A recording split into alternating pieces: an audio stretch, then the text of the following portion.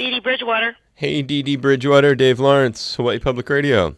Hi, Dave. How are you? I am good, and yourself? I'm okay, thank you. I'm getting you at the right time, yeah?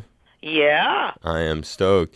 And this is very exciting because when we last talked, different record. Now we're flashing forward. Memphis, Yes, I'm Ready is out. It's a special album recorded at the same Memphis studio where Al Green recorded some of his material. Done so, interestingly, with the son of the Al Green producer involved in the production alongside your daughter, Tulani. Fill us in on what's in store for the show that's going to be highlighting this, obviously. Well, all of this material on Memphis, Yes, I'm Ready. That's what we're going to be doing. And I have a band from Memphis. I thought that if I'm going to be touring with a band, they cannot be jazz musicians.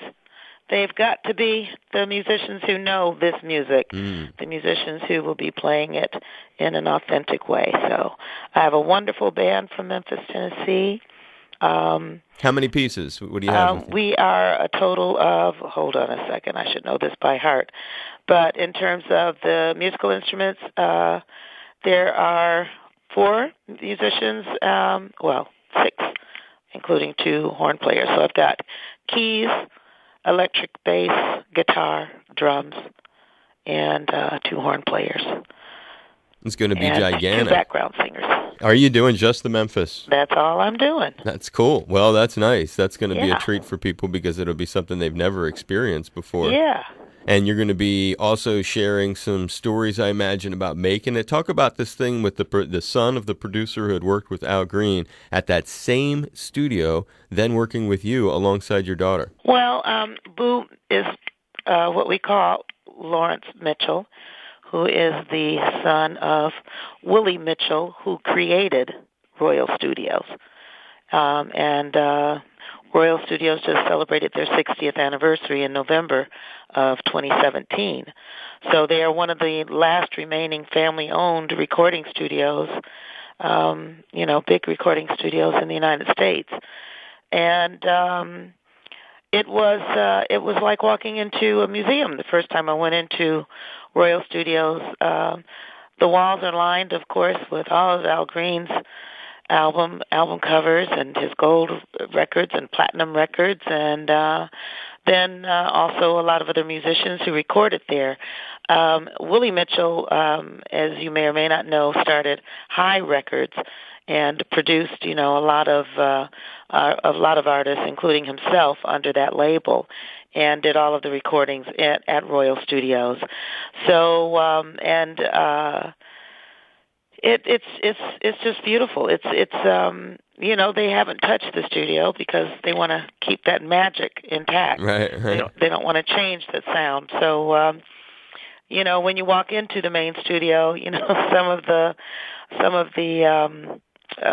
oh goodness, I'm now going up on the word of the insulation. It looks like it's diseased. Well, you don't want to mess with the magic. Get the cooties in here, but I don't know. There's just something wonderful and magical about the studio, and going into the recording vocal booth, and imagining that you're in the same spot where Al Green stood, where all of these people that recorded there just stood. It's pretty cool. It's just pretty cool. The eclectic selection of material on that, how did you come out with, because there's some really interesting pieces on that thing. Yeah. Well, these are all songs that I grew up with, when I was listening to the radio station where I heard all of this music, WDIA. When I would listen to that radio station, they would come on and, different songs carry different meanings for me. And I had a much larger selection of songs to choose from. But with Kirk Whalum, who also co-produced and was really the person that was in the studio with me and that I went to see when, I was putting the album together. And Kirk is the gentleman who selected the musicians and, who did, a few of the arrangements because he had done some arrangements that I nixed because they sounded too smooth jazzy, and I was like, I don't want any jazz sounds here.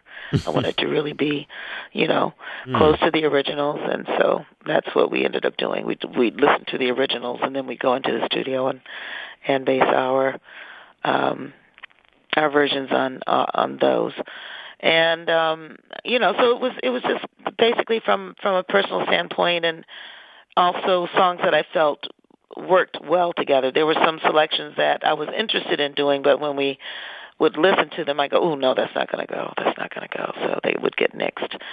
So that's it. There's no, a lot of people have said, "Oh, this must have been something very deep," and I'm like, "No, it's not deep. It's not deep at all."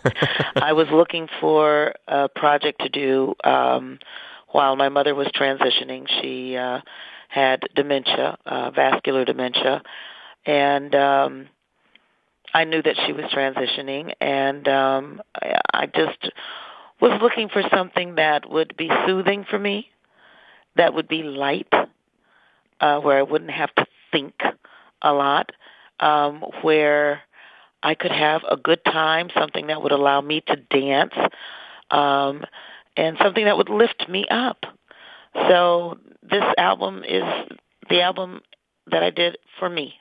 It was my personal album for myself, where I really wasn't thinking about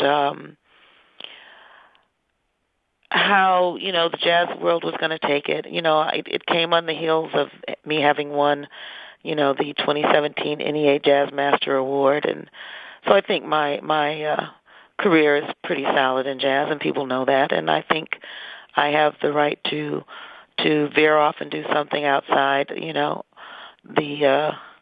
the box, so to speak, as much as any musician does, and so that's what I did. This was a very particular thing. Died March 1st of last year, so.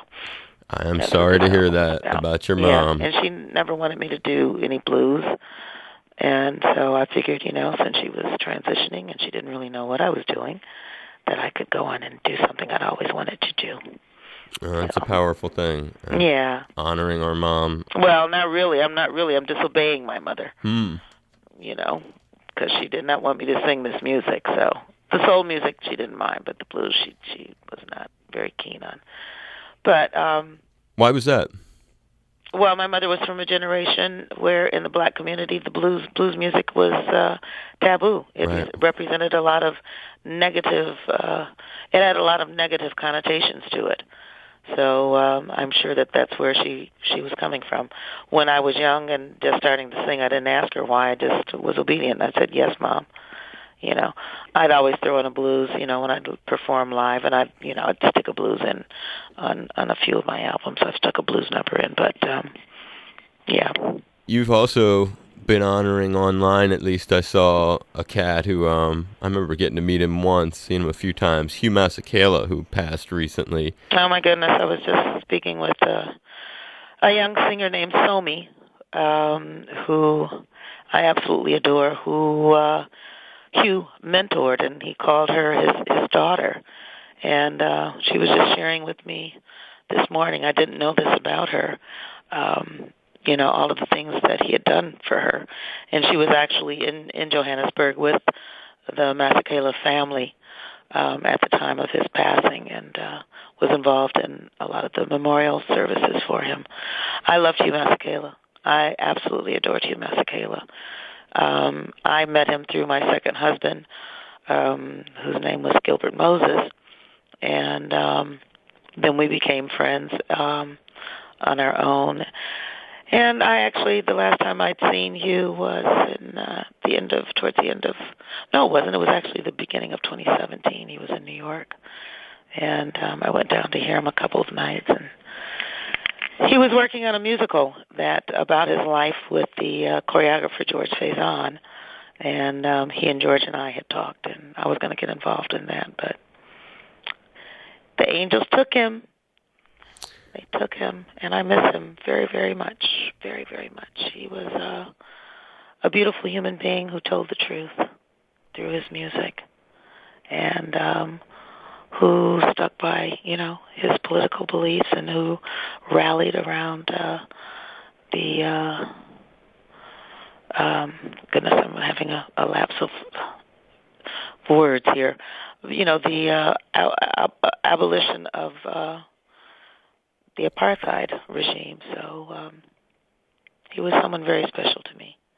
He and Mary Makeba were Right. both very, very special to me. I was going to mention that too, right? Because I saw both, and you have some. You always put cool pictures up there too of because you must have quite a collection, all the cats that you've run into. Oh, I do a little one, yeah.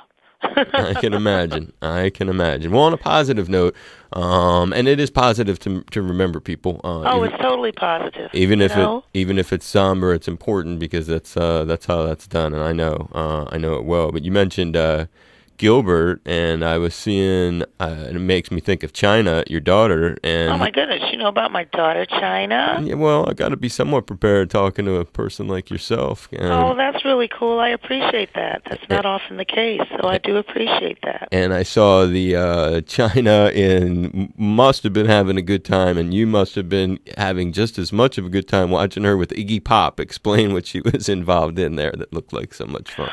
Oh, goodness, I don't know. Let me see. Chyna was doing, I don't know what the show was. It was a TV show in France that involved Iggy Pop and, oh my goodness, pull up to the bumper. I'm having a brain freeze. I'm on vacation, so I can get rid of my fatigue here. Grace Jones and Chyna, they were the three artists on this TV show. And so she just shared that, she was doing this, and she told me that Iggy Pop and Grace Jones came to see her, and they said if they had gotten together and had a child, it would have been her. They felt she was the perfect mix of the two of them, and that always stuck with me. Iggy Pop and Grace Jones have a child, and the name is Chyna Moses. Chyna just got through opening for John Legend in Dubai at the Dubai Jazz Festival, so that was a pretty big moment for her. And she's quite an amazing young woman, and I'm very, very proud of my second daughter's career. My oldest daughter, Talani Bridgewater Kowalski, is her married name now, is I call her my Dawnager because she's my daughter and manager. Right. And then I have a son who's 26 by my third and last husband, and his name is Gabriel Durand. His father is Jean-Marie Durand in Paris, France. So my son is in Paris and playing electric bass guitar and keys and being a young musician and trying to find himself. So. Well, you are a very international lady, and as you just illustrated, and also as we sort of wrap it up and bring it back to the Blue Note, one of the other things you've been up to since we last spoke was you went and did, I guess they call it the Blue Note at sea. We didn't play in any of the ports that we stopped in. We played on the ship. Near them. Okay, so you're playing in... All of our performances were done on the ship. Okay. We made stops, in different islands. Of course, many cruises have had to reroute their cruises because of all the devastation that was caused by the hurricanes and that hit the islands that a lot of cruise ships go to. So, but it was wonderful. It's a wonderful cruise, the Blue Note at Sea cruise. And I got to finally see live in concert Charles Lloyd, who's from Memphis and who was a student of my father. Wow. My father, Matthew Garrett, who's still living, he taught at one of the two black high schools at that time. I'm talking about the late 40s and the early 50s. There were two. And the main one, the one my father taught at is Manassas High School. And the other one is the Booker T. Washington High School, and they both still exist today, and they're both still operating. But my father taught people like Charles Lloyd, Frank Strozier, Harold Mayburn, George Coleman, Phineas Newborn, Booker Little, Garnett Brown. These were all young. When they were young, they came out of Manassas High School, and my father taught music. He was the head of the music department and their band. He created a band called the oh goodness, I am just having a bad morning this morning, Dave. Oh, it was a funny name. the Bombers, the Rhythm Bombers. Okay. The Rhythm Bombers, and they toured all over Tennessee, and yeah, kind of followed on the heels of Jimmy Lunsford and all the years that he was band director at Manassas High School. Well, that's cool how you run into folks and have all these connections. And like I said, you're an international lady. We're happy that you're back and with us here in the islands. I'm thrilled to be back and back at the Blue Note Hawaii, or the Hawaii Blue Note, however they want to do it. But I'm just happy to be here, and I'm enjoying myself on a little R&R before we do our shows, and just really happy to be back in Hawaii on the island of Oahu. I hope there was no bad damage that happened yesterday night with some of the flash flooding. No, we should be okay. I haven't okay. looked at the TV. Was it okay? We should be all right. We've had worse. There's no question. Good. We've had worse. Well, hopefully we'll get to see you while you're in town. Maybe we can do a little interview follow-up thing at the venue or something. That would be fun. That would be fun if you're going to come. I would like that. Okay. And it's Dee Dee Bridgewater back on ATC with us, and hope you had fun today. This is a lot of fun reconnecting with you. No, thank you so much, Dave. It was a lot of fun talking to you. And to your listeners, I hope I see you at the Blue Note. Come and party with me. Hey, it's Dee Dee Bridgewater, and I want you to do me a favor.